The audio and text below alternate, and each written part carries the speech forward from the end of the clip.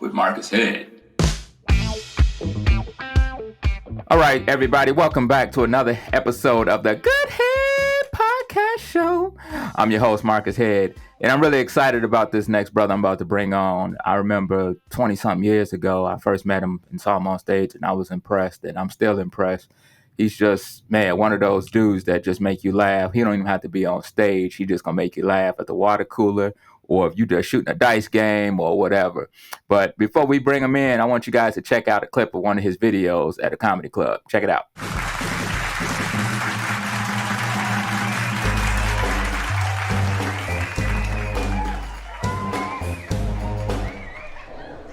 What's up, y'all? I said, what's up? All right, goddammit. Man, how many of y'all ever got robbed before? I got robbed a couple weeks ago around my own area. I got robbed by a guy who sounded just like Homer Simpson from The Simpsons. I'm walking down the street just chilling around my business. Hey, oh. Hey, buddy, got a light? Nah, man, not on me. Why? Good. This is just dig up. Give me your fucking money. Give it up. Give it up. Mark, Mark, Mark. Take him, Mark. Take him. Mark, take him. Oh, Homer, he doesn't have any money. Okay, take him anyway.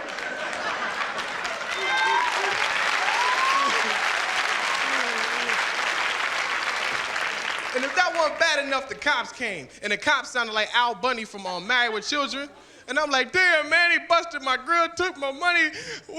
Can you do something? Look here, Bubba. Look like your ass out of all your goddamn money, so don't fuck with me. I got enough problems. So then I get home, my house all wrecked up because I got a dog and a cat, and they never get along because, you know, they both be getting their heat, right? And my dog acts like Richard Pryor, and my cat acts like Tony Montana from Scarface. And they was in heat one night, and the house was a wreck. I said, hey!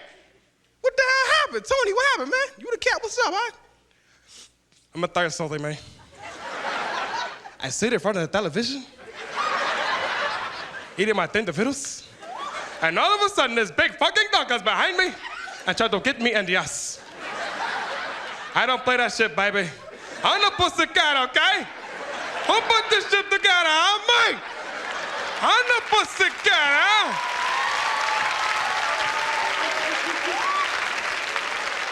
Show the fuck on me, show the fuck on me. You make it move. Me, yo. I said, all right, man, you had your piece. Richard, what happened? Now, this is what happened, motherfucker. I'm trying to get some pussy, right? Motherfucker just acting a motherfucking fool, trying to get the motherfucker in the ass and shit and fucking motherfucker. All I gotta say is hilarious, hilarious, hilarious. So without further ado, I would like to introduce my friend. Man, I ain't seen him in a long time, but it's good to catch up with him again. I'm happy he's doing a podcast. Everybody get up for a Kool Bubba Ice. What's up, brother? What's up, dog? Man, how you doing, man? Hey, man, I hear struggling like 15 hookers with no pimp. Inflation is hard, man. Inflation is hard, so I hope you ain't in no Cadillac. Nah, I'm in a truck. I'm worse. I'm in a truck. We here with the funny, hilarious, talented Kool Bubba Ice. So, Kool Bubba, please first tell us, how did you get the name Kool Bubba Ice? I got my name from this other comedian. His name was originally it was Mac Daddy. Then he switched it to Pimp Daddy, and I played his bodyguard. You gonna be my bodyguard? You gonna be Bubba Ice? I said, okay, cool, and I ran with it. And then one night, this comedian by the name of Monterey Ivy, he called me Kool Bubba Ice, and I stuck with it ever since. Wow, that's hilarious. Well, so first and foremost, like I said, 35 years ago, I met you at Uptown Comedy Corner, the original Uptown Comedy Corner in Atlanta. Damn. Yeah, Houston. Yeah, that was a long time ago. 25-something years later, I was impressed because you had the outfit on. You had the Fat Albert outfit on with the hat and the colors and everything else. And I was like, this dude got his marketing brand already. And then when I started listening to you, I'm not gonna lie, brother, every time you told a joke, that could have been a sitcom of just the stories you were telling. So how do you come up with the creativity, and what came up with the outfit and everything else on creating your brand? Well, the Fat Albert stuff, that was a real company. Fat Albert had came out with his own line of sweatsuits and stuff, and I used to rock that on stage. I don't remember rocking that one because I was wearing like crazy. I've been wearing crazy stuff for so long. I forgot when I started wearing sweatsuits, so I don't remember that one. But it was the comedians. We used to not comedians. It was our managers at the time, but he also was our teachers. The Brown brothers. So the Brown brothers were notorious for like creating character comedians. So they was like, if you told jokes or whatever about certain things, they're like, you know what, you'd be good. It's if you start wearing that. Like they came up with hamburgers whole concept. Um, so hamburger became hamburger because he said, well, you sound country and you should wear a cowboy hat. And he ran with it. And then he's my boy Derek Fox at the time. He said Derek should wear be like a comedian, changes clothes and switches up. And he said I should wear clothes from like the 1970s or just outdated clothes or just something different. You know, just don't be like everybody else. I want you to be different. So he just gave me that concept, and I still come out there with Swedish Nicks on and big old shoes and crazy colored shirts. And then I just took it a step further. I just kept going for harder and crazier and wilder. And it clicked. But a lot of people was like, "Oh, you should wear suits on stage," and I'm like, "I don't look good with a suit on. Why would I wear a suit?" You know. And then they said, "Oh, well, you should wear like a t-shirt and a jean jacket." I'm like, "Why you got me looking regular? My name is Kool Bubba Ice. There's nothing cool about wearing a suit." So they didn't get I it. got you. So I was like, I was ahead of my time. If I was to wear that stuff now, I'd be normal. But in the Right. 90s, that wasn't Right. normal at all. That was just like, what's that? Who was the first comic that put the mic in your hand on open mic night? I don't know. That Wow, you don't remember? Bruce was mine. Bruce was the host, and Ricky Harris was the headliner. And damn. checked out the lineup on this show. This was at the Comedy Act Theater on 10th Street. You remember that? The comedy activity. Oh, it was in LA? No, in Atlanta. Yeah, Bruce was hosting. Ricky Harris was the headliner. Chris Charles was on the show. Small Fry was on the Damn. show. Kevin Hart was on the show, and Mike Epps was on the show. And I'll never forget, Kevin Hart came up to me after the show because I did Fire Marshal Bill when I first went up there, and it was funny. I could do Fire Marshal Bill. Let me show you something. I can put some fire on that. Uh-huh. And Kevin Hart came up to me and was like, "Look, man, you got it. What you just did there, that wasn't it, but you got it." And then he gave me some words of encouragement, and Bruce did, and man, you know, the confidence was shook for a little bit, you know, because like I did real well, and then I just bombed after I did that Fire Marshal. But man, I just fell in love with it. So what is this about comedy that just after all these years just keeps you that fire going for you to want to perform? I don't know. I'm still hungry. Like, I feel like it's just a lot of stuff I wasn't able to do or couldn't do or wasn't given a chance to do it. So I still feel hungry. Like I'm not like other comics that they make money, they all over the country or whatever, and they comfortable. I'm not near comfortable, not even close. So I don't know what comfortability is because I don't have it. I'm still hungry. I still feel like I've been cheated, and there's still a lot of stuff I need to be doing and I'm not doing. And so, who was your biggest people when you was just starting out? Like who did you like mimic and mock yourself? Because as comics, we all mocked ourselves, and we wanted to be like that comic, and we used them comics jokes. I know I did. So, who was that person that? I didn't do that. I just my comedy heroes at that time was a comedian, Willie Asbury, Terry Hodges. They both from Jersey. So Terry's from Detroit, but we know we repped him as Jersey, and Dougie Doug. So Dougie Doug was like a comedian slash like entertainer like me. So basically he could do impersonations, he did characters, he did jokes, he did it all. Now, I'm sorry to interrupt. When you talk about Dougie Doug, you talking about Dougie Doug from Cool Runnings? Yes, Dougie Doug from Cool Runnings was a comedian first and an actor second. So when I met Dougie Doug, I met him at the Uptown Comedy Club in Harlem on 125th and Fifth Avenue. So when I met Doug, I was like, wow, he's amazing. Like I never saw nobody do the stuff that he did.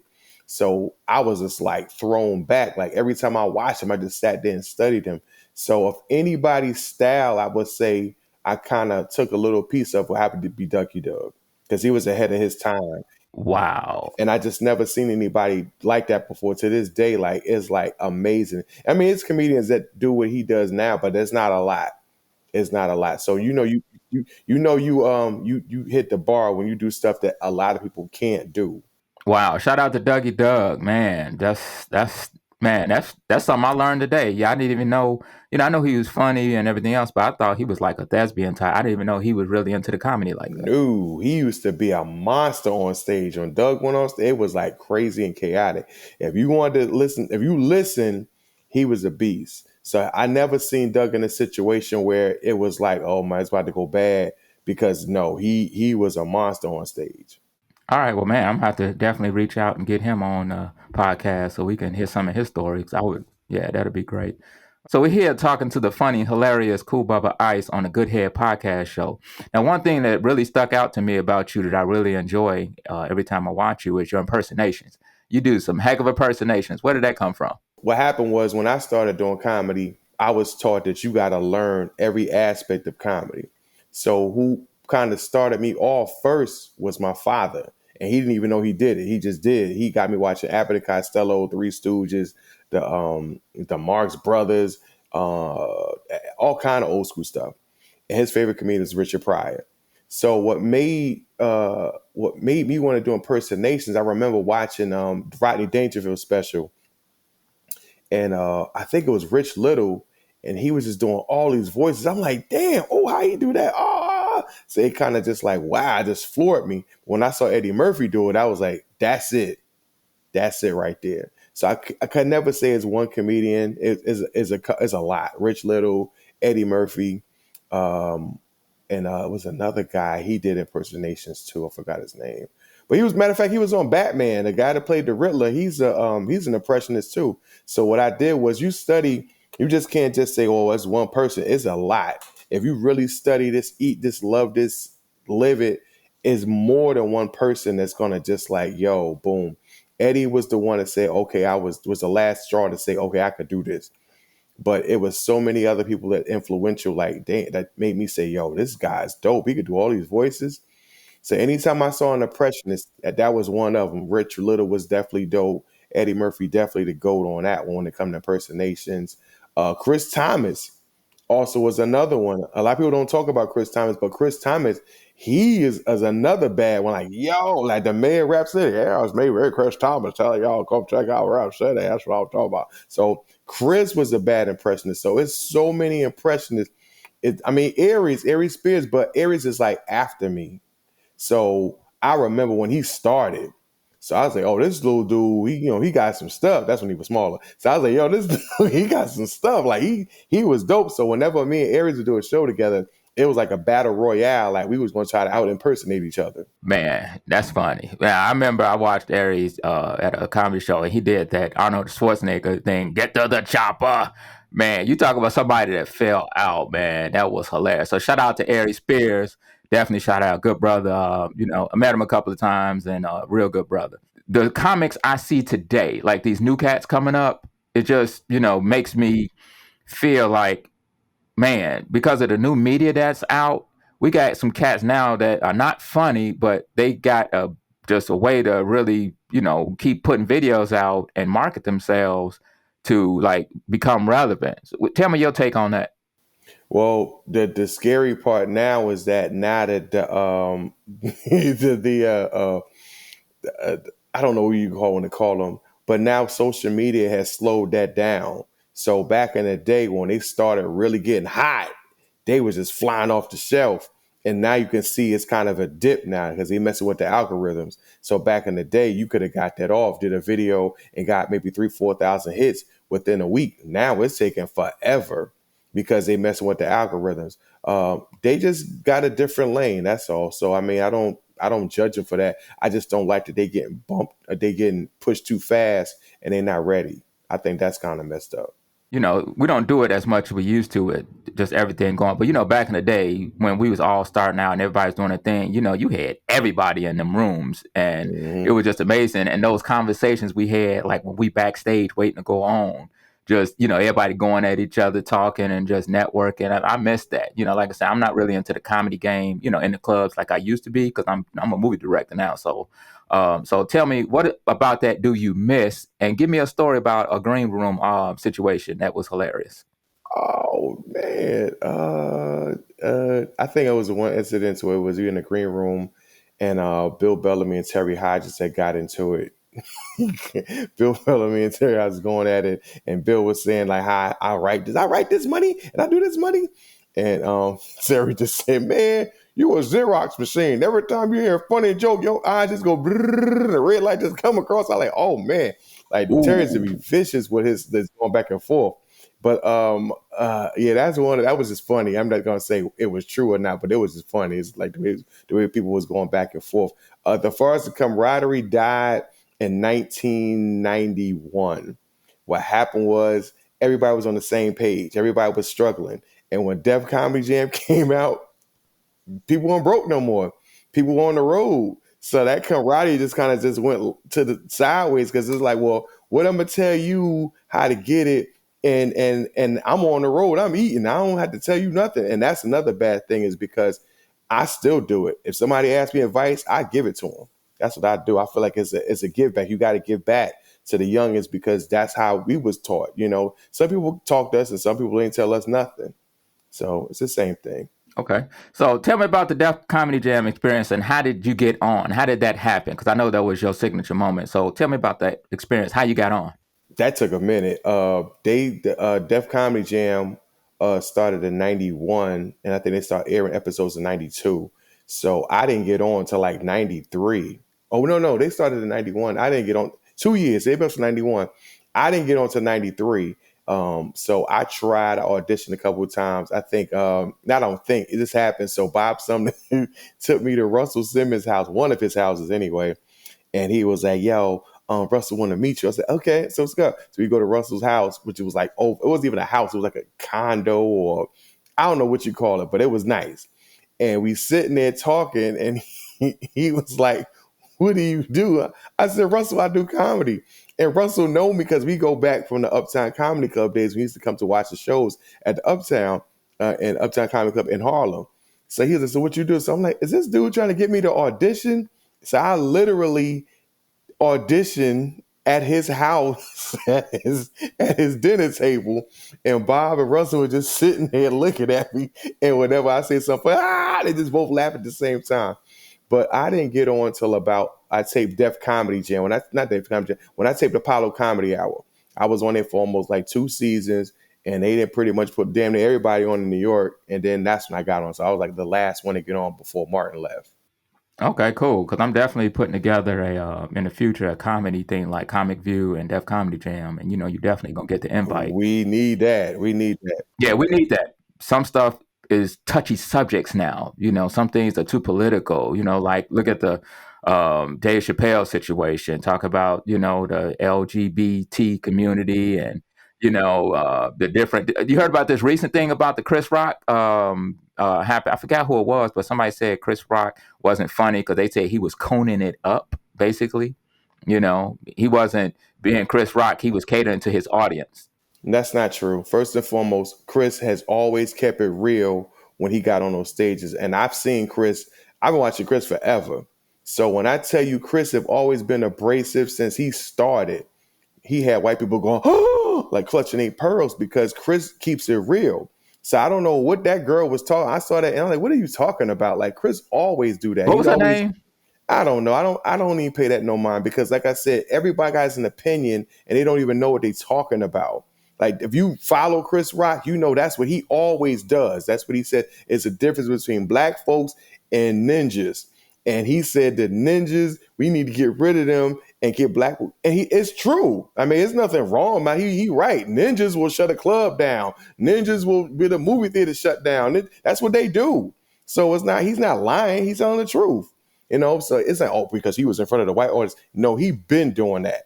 He's been doing I that. agree. I agree. Chris Rock, I've seen him live. I've seen a couple people live. And I have to say, to me, the most talented as far as to do everything right now currently is probably Jamie Foxx. They could do all the impressions, play the music and everything else. As far as just them jokes that are just like hilarious bangers and things like that, I have to say Chris Rock is that dude because he talks about stuff that makes sense and that people deal with every day. And that's what I like about him. Yeah. And like I said, I don't go to the comedy clubs as much as I used to, but of course we're going to start this comedy show thing. So I'm going to start hitting the clubs all over the country. And, because I know what's funny. And, I got my first start working with Ron White. I did a show and then started going on the road with him. So that was like a deal breaker for me because I was like knocking my head against the wall trying to, hit them rooms where you go in and wait 2 hours to get on. And then somebody like Deion Cole, walk in the room and actually your 5 minutes you was going to do, you just ain't going to do it. You know what I mean? Yeah. So I'm from Chicago. So we had a lot of Chicago comics. We got, when I first started, it was me, Little Rail, Little Duval, Double D, who else? Fredo Davis, Mark Henderson, Finesse Mitchell, and Nancy Bellany, and T. Ray Sanders. And they still doing it. They still do. Mark Henderson just he moved to New York not too long ago.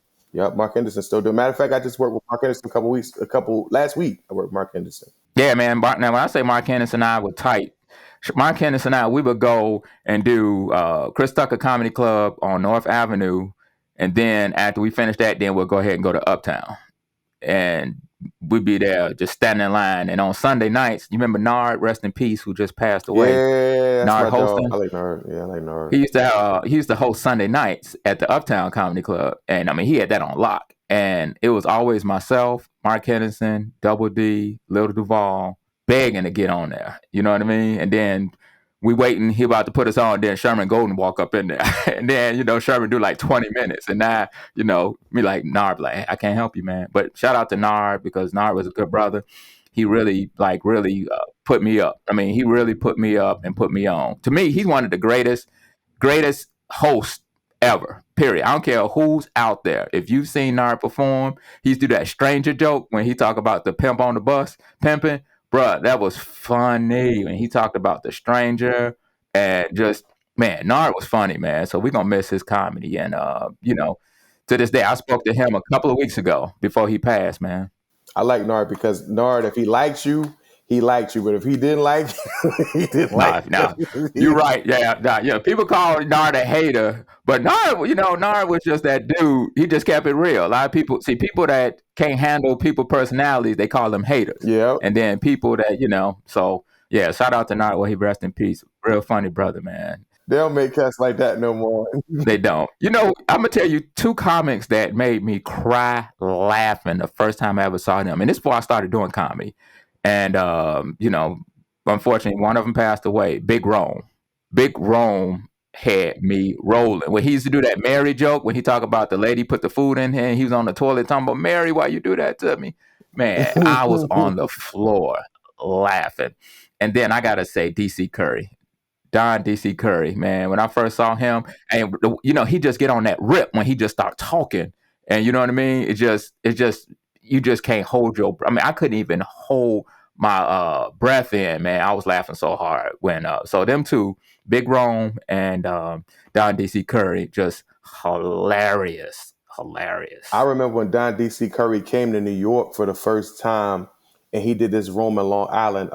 This guy Franz Cass is out of New York. He used to do this room in Long Island, and Don said he wanted to do some time. And when I tell you that dude ripped from the time he stepped on that stage, I couldn't breathe. I was in the back like, I'm like, yo, you right. Like I haven't like Don was a beast, yo. He still is. He's still getting older and up there, but he still command that room. You know what I mean? He still command that room. And, he's still a good guy. I met him twice. And I remember one time I met him in Atlanta in a real small room called MVP. It was only there for a quick second, but you remember MVP and off of Wesley Chapel Road? I don't remember the street, but I remember MVP though. I used to be in Atlanta hard back in the 90s, so I've been all over that. Okay, yeah. Shout out to Stacey Hall, Stacey Wise, who used to run it. And Stacey Hall. Stacey moved to California. Yeah, that's my dude. Yeah, he in California now. He bounced around from California to New York, but Stacey Hall, that's my dude. Now, out of everybody, Stacey Hall, now, Stacey was in the crew when we was everything else. He was a little ahead of her because he had all the rooms. But Stacey gave me stage time. So I got to give a shout out to Stacey. And to this day, we still talk, still cool brother. Yeah. But Stacey Hall definitely gave me stage time. I started booking my own rooms, but Stacey Hall has always had that thing of just, he know how to talk to people. He know how to get rooms. And, he done been on everything. His niche is like the security guard on sets now, like the police officer.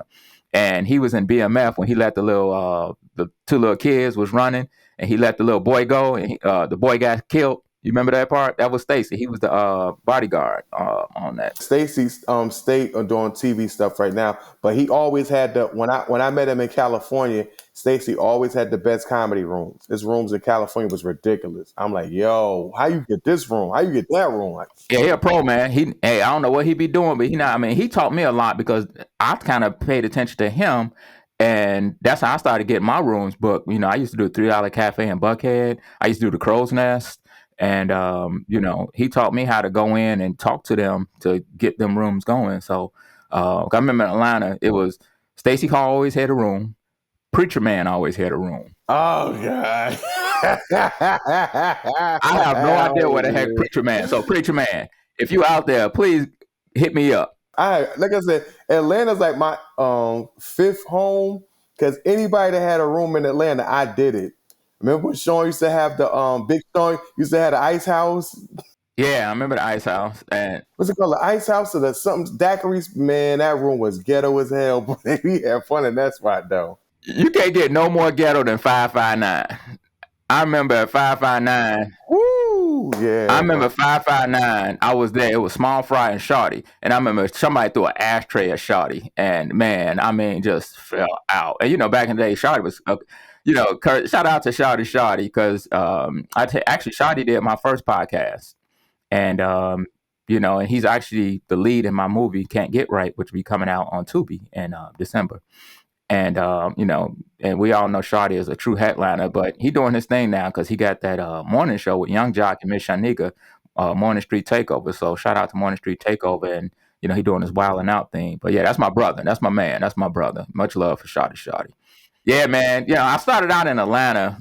I'm from Chicago, but I started out in Atlanta, so I would say I'm my bones was in Atlanta. I went to Chicago for a quick second. I remember when it was time for me to do Uptown, I couldn't get on Uptown. It was me, Sean Morgan, and Special K.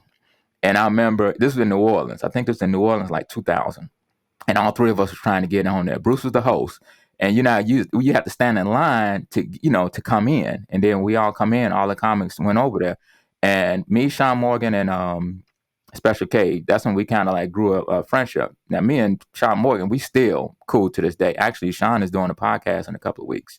And Sean is hilarious. And Special K, he doing his thing on Ricky Smiley's show. And I remember me and Sean didn't get on, but they put Special K on because the casting director thought he was cute. He had the little, his little thing. He had little curls going on. So, so shout out to him. He got on. Every time I talk to him, I mess with him about that. He act like he don't want to talk about it. He don't know it, but he know what happened. So, but yeah, man, just. You talk about when they taped in New Orleans?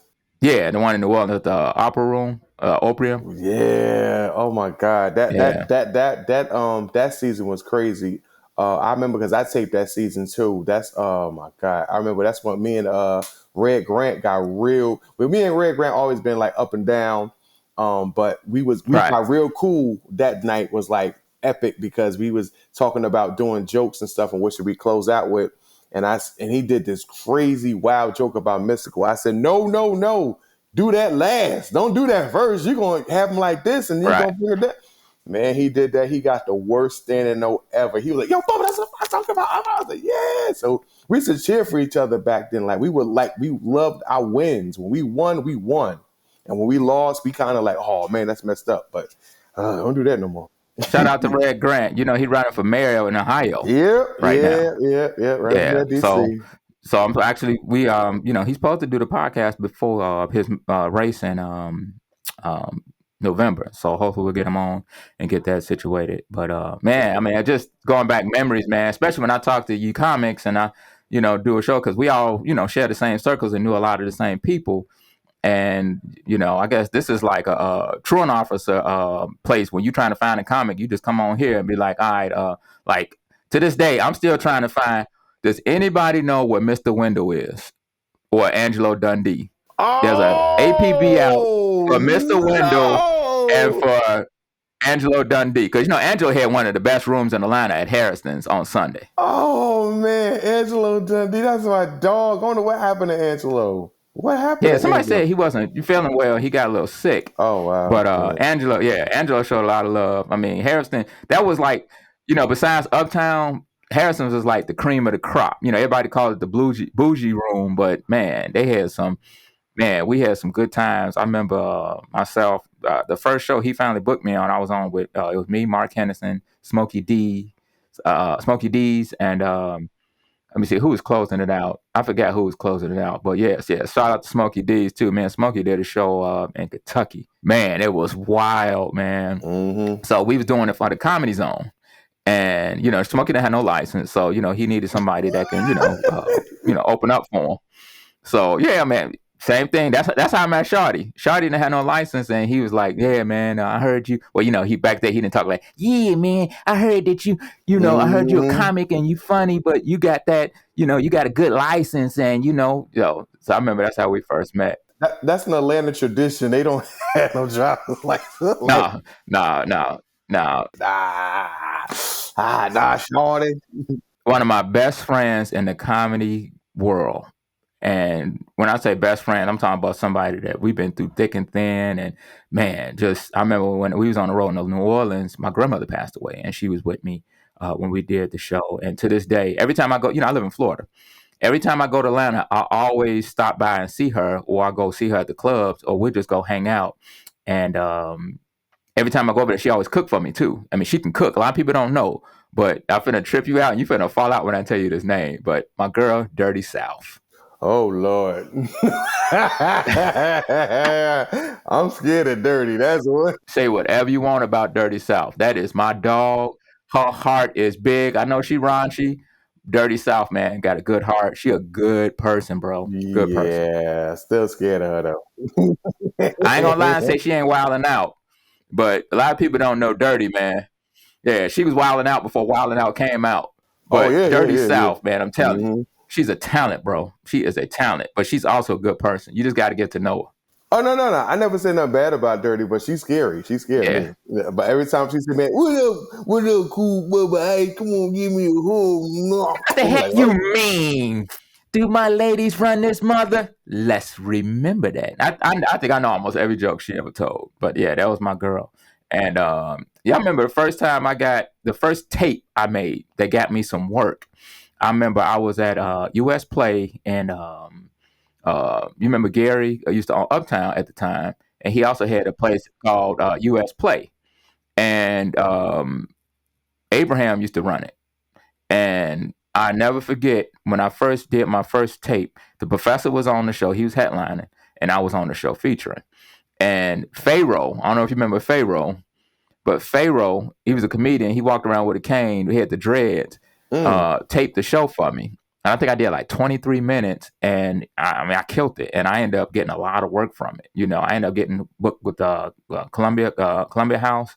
I sent the tape in to them. They liked it, and that's how I got into the Funny Bone, and I actually got on cruises and stuff with that tape, because it wasn't the best quality tape. Because back in the day, in the early late '90s, the quality wasn't that good. The But VHS tapes. Yeah, I remember that. it was the VHS with the little camera, like the little half thing. It wasn't the full Yeah. one, but it was like the little half when you put in. But I killed it, bro. I killed it. So shout out to Pharaoh. So like I said, this is the Truant Officer show, in addition to the Good Head podcast show, because we trying to track Mm-hmm. down some of the comedians and want to know what happened to them. But man, I'm enjoying myself with you, man, talking and just going down memory lane about all these. So what you up to now, bro? Just doing shows. That's it. Doing shows and trying to get some film and TV stuff popping off. I'm not going to talk about the film stuff until it happened. Some stuff I was supposed to do I think last month, but it got pushed back because the director got sick or something. So I can't wait till that project happens. And I got a couple of things about to pop off, but I don't like to talk about it until it happens. Like I said, like this, you may not be the Kevin Hart or the Jamie Foxx household names, but all the real comic and people that go to the real shows, they know who you are, bro. They definitely know Oh who you yeah, are. that's So, true. yeah, definitely. So before we wrap it up and get out of here, I want to do a thing that I asked. It's called Get to Know the Guest. So basically, I'm finna shot a few questions, and you just go ahead and give me a couple one answers. You ready? Okay. All right. Favorite cereal? Captain Crunch. Man, you like the fourth person that done said Captain Crunch. That thing messed up the roof of my mouth up when I eat that, man. Yes, it's a mouse up. Yeah. Mm-hmm. All right, what is your favorite comedy club room? Oh my God. Back in the day. Back in the day, Uptown Comedy Club in Harlem. That's where I started. I've never been to that. Okay, for me, I had two. For me, it was Punchline in Atlanta. Mm-hmm. That was one of my big ones, and I would probably say Stardome. Stardome was like amazing. The one in Alabama, yeah, Yeah, I did that one time. that was an amazing room though. The big room, not the small one, but the big room. Yep. Mm-hmm. All right, so I see you got all the sports paraphernalia and things like that. So who's your favorite basketball team? Believe it or not, I'm not a sports head. I just like the shirt. Okay, I got you. I'm not a sports head. Like, I'm the weirdest dude in the world. And football season came on, and when I had a girlfriend, they was like, "You ain't gonna watch nothing?" Nope. Let's go. What all that? What we doing? Like, I wasn't no sports head. Nah. Nope. All right, who has the best pizza? What state has the best pizza? Ooh, that's a tough one. It's a top between so I'm gonna say Chicago, New York. No, I'm gonna say New York, Philly, Jersey, and definitely Chicago. I just don't like the deep dish one. That's all. So let me ask you a question. What is the one funny, janky promotion situation you dealt with you can share with us? Let me go through my Rolodex. I got a gang of them joints. So one time we was in South Carolina, myself and Barbara Carlisle, and this promoter was like, the show, it wasn't looking good. I mean, we did that show was funny, we did that thing. So the promoter said, "Yo, I'm gonna be right back." And he jumped in the limo and left, and we never seen him again. I was like, "Yo, where did that go?" He didn't answer his phone. He didn't belt it out. He didn't pay the club owner. He didn't pay us. He didn't pay nobody. He just left. So this is before you did the show. No, this is after we did the show. This is after you did the show and you try to get paid. Yeah, after we did the show, he just walked out past everybody, jumped in the limo, took off, and we never seen him again. Like, yo. And it was in South Carolina. But the funny part was he paid me back 7 years ago. He said, "Bubba, I don't know what I was on back then, man. I'm sorry." Da, da, da, da, da. I said, "Dude, you just disappeared." He just called me out the blue. And he said, "Yo, you know what? Wish that's when Western Union was still popping." And he sent me my money. Man, you got me in stitches laughing. I was like, Man, so I'm sitting here talking to the hilarious Kool Bubba Ice. Before we get out of here, Kool Bubba Ice, let everybody know where you performing and your media contacts and where they can find you. ooh, okay, you can find me on Instagram under Kool Bubba Ice with a K, KoolBubbaice. Same thing on Facebook, Kool Bubba Ice on Facebook with a K. This week I'll be in. It's a weird week. This Tuesday I'll be in Baltimore. Thursday I'll be in Harlem. Friday I'll be in Queens. Saturday I'll be in South Jersey. Next Tuesday I'll be in St. Louis. I ain't been in a while. I can't wait. I ain't been in a minute. Wednesday I'll be in Dallas, Texas. I mean, name the clubs, bro, so everybody know. Plug yourself. They gotta go on Instagram because I don't know all the names. So you gotta go follow me on Instagram, and I know exactly where it's gonna be at. Friday I'll be in Clearwater, Florida, and Saturday I'll be in Philly. Cool. So we're talking to the funny, hilarious Kool Bubba Ice. Kool Bubba, let me ask you, name me the 3 female comics that have really impressed you, older or newer, that you just felt that's hilarious and haven't gotten their just due. I would say first I'm gonna say Coca Brown. I'm gonna always say that. That's my girl. That's my girl.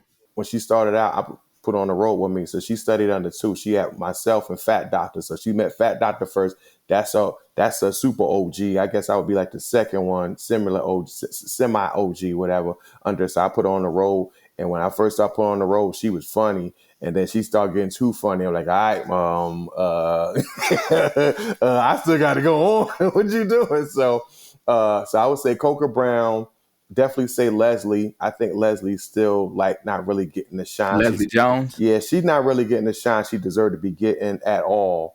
She did Saturday Night Live. What you talking about? Nah, though. I mean, she's a beast. So Monique Latisse. I definitely have to look her up because I'm always looking for that talent, bro, for these shows. So definitely have to check that out. She a beast. Definitely. And the reason why I asked that because I definitely want to give the women the love because I mean let's keep it real. First of all, comedy is hard. It's hard to do comedy. Second, I give a shout out to women that's doing comedy because it's double hard for them because they got to walk a fine line. So they can't be too raunchy because they ain't a ladylike, and then they can't be too proper because then they being boozy and fake. So and I love like I said, there's a couple of them that comes to mind like Nancy Bellany, who she's doing her thing, but she's never gotten that comedy that she deserves. My girl Dirty South, I'm gonna always plug her, and I'm working on getting Dirty to clean it up a little bit. I'm telling you, man, we get Dirty to clean it up, she gonna be on NBC, bro. That's just how funny and hilarious she is. It's not even how funny. It's just, I mean, that's her, and that's her for real. That's her for real. I know. It's the younger days when she was really out of control. She not as wild as she used to be. So I understand. But as soon as you mention her name and you've been a promoter for a long time, everybody just catch a flashback. When she punched the bouncer in the mouth. When she fought that dude that was 6'5" and knocked him out. So people kind of get scared, and they think you hear Dirty South. People just get that old 1990, the 90s Dirty South, not the 2000 version. Oh, I forgot. It's another female comic. I know you said 3, but it's 4. Another one. Her name is Stiletto. She a monster too. Oh my God, out of Baltimore. Stiletto. Yo, that girl a beast. Hey man, I appreciate your time, brother. Thanks for having me. The Good Head Podcast Show with Marcus Head.